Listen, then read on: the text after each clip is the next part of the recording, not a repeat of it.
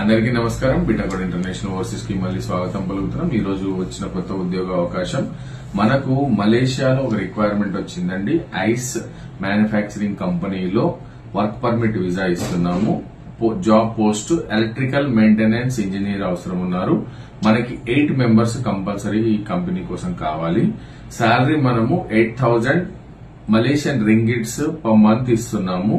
Working hours 8 hours ఉంటుంది. Shift wise గా accommodation free provide చేస్తున్నాం. క్వాలిఫికేషన్ డిప్లొమా కానీ, బీఈ కానీ, బీటెక్ కానీ, ఎలక్ట్రికల్ ఇంజనీర్ కంపల్సరీగా ఉండాలి క్వాలిఫికేషన్.